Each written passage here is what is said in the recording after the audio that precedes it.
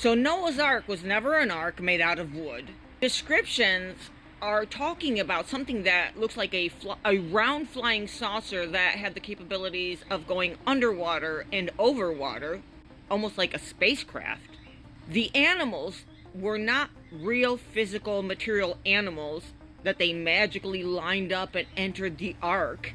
There is no mystical, magical story. The origin story talks about a DNA bank. A DNA bank of all animals, all plant life, that Noah, Ziasudra, or Unapishtum, needed to recreate the world after the flood. So if Enlil wanted to wipe out humanity before and sent the flood, or it was already a calamity that was about to happen and he couldn't or wouldn't stop it, what happened after the flood?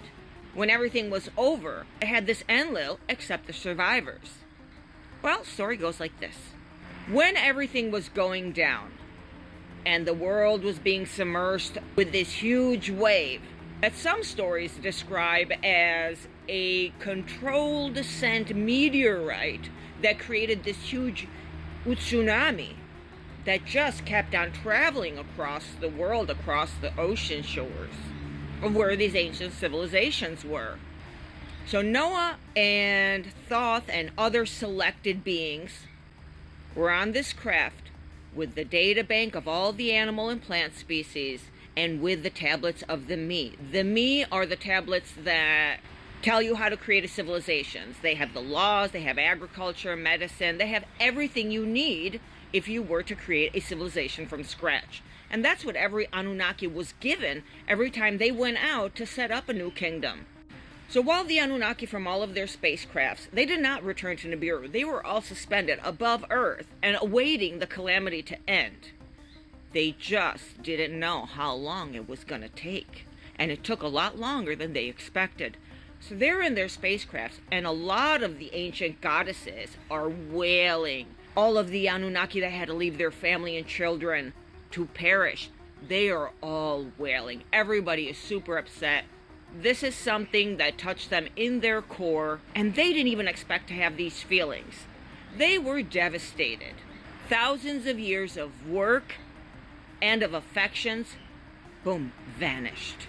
So now Enlil starts to feel like a piece of...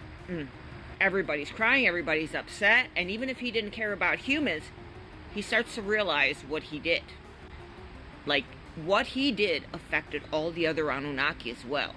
When they get the news that Noah and his family and some other people were on this craft, Enlil initially is enraged. But then his brother calms him down, speaks to him directly between spacecrafts, not in person.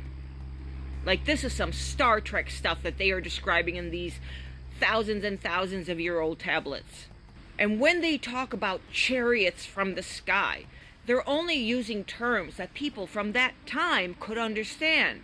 Because from the descriptions now that we're spacefaring beings, we understand they're talking about spacecraft and technology and internet and telecommunications and free energy. So Enki decides to talk to his brother and kind of manipulate him, because he's like, all right, you wanted to wipe them all out. You did not succeed, but let's be clear. You need humans to take care of you. Who's going to do the agriculture? Who's going to do the animal husbandry? Who's going to do everything for you if you wipe them all out? And that's when Enlil said, oh gosh, that's true. They need to worship us.